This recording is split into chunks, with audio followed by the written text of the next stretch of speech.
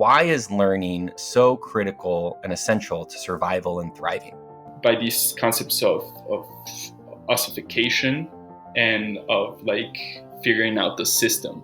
For me, it has become a process of understanding that it's a dynamic process of going in and out of these truths, in consolidating these truths and then moving out from them. And so it's kind of like a tree is building, right? It's building enough mass through creating its cellular structures, which are firm and rigid, but it's also always expanding and changing them, letting them go, right? And so I think that metaphor has been really important to me. And I think it's like you were saying, Gabe, that I think that this dance in moving through that process is what informs our soul about all the experiences that we're going through and allow us to grow in a deeper sense. And most importantly too, it's like you were bringing out, guys, about the relational aspect, that this world happens all throughout relations.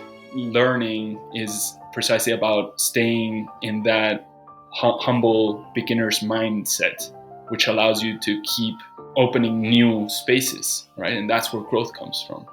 That's why I think learning is important, because it keeps moving, right? It keeps letting that water flow.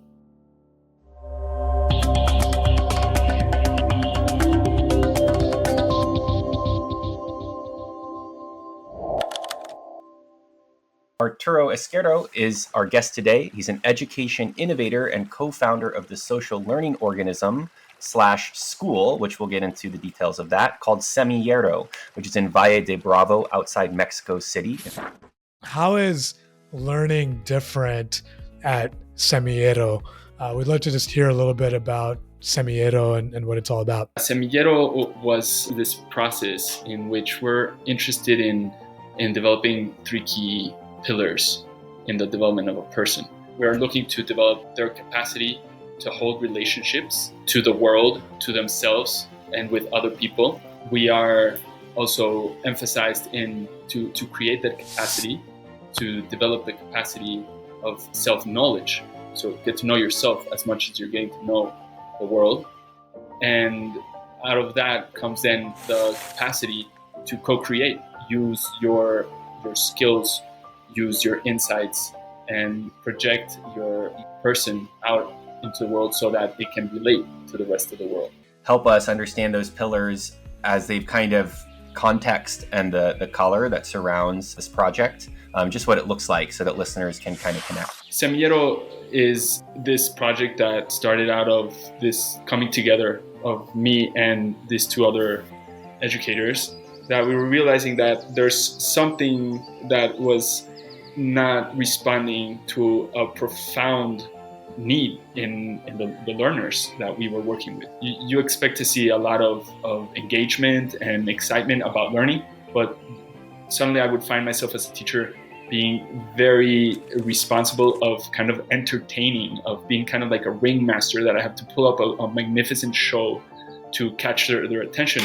And I realized that's not sustainable. That's not really what learning is, because as you guys pointed out, I believe that learning is an innate ability and an innate function of humans. And so we are driven to do that. And we can see that as little children are growing, that nobody is actually teaching them how to do any other things that they have to do to thrive. And they're just like programmed to do it, right? What is a social learning organism? Why have you guys thought of it that way?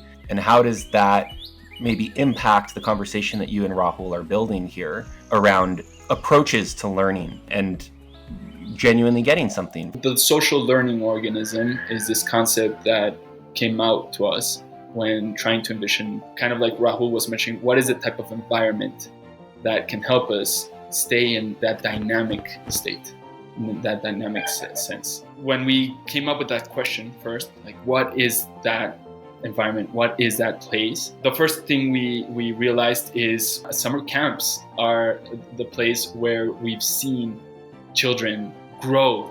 So we started analyzing what's going on there. Well, you're breaking them out of their comfort zone, you're taking them out of their common context, you're giving them space to play, you're involving them with nature. And so we said, okay, yeah, there's a lot there if we start seeing about adaptability. and about opening up to the present. From there, we designed, this is kind of like the genesis. This is how the social learning organism started. What exactly do you mean when you refer to self-knowledge, and how does this particular vessel encourage a development of that self-knowledge, or how does it encourage people to cultivate self-knowledge for themselves? So going to self-knowledge, well, I could like put a bunch of examples, and he's faced with this group of teenagers, like 12 teenagers that are extremely unmotivated and totally disconnected from their willingness to use their bodies to express, because they were coming from very hard stories of relationships to education. Opening that space to understand this is the learning opportunity, finding ourselves at that threshold. So Jan learned a lot about his relationship to why he's teaching, and it had to make him kind of like look into himself and see, okay, why am I looking for validation from these kids? Why is their validation important to me? And what does that touch in my personal story? So he went way into that rabbit hole, discovered a bunch of stuff. But then we opened the table up in a controlled way too, with the learners, and see, let's listen to you guys. And just in the way that you open that floor to their voices and the way they start speaking out, just gives them the opportunity to start listening to their stories, which is a very important process.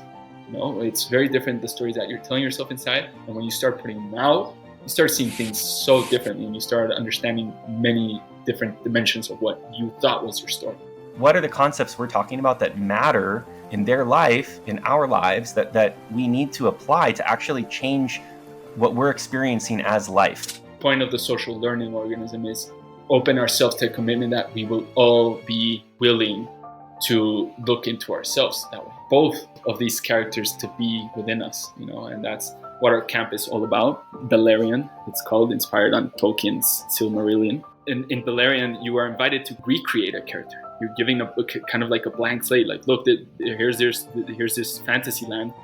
Who do you want to be here? And you see that the children usually try to step out of their usual characters.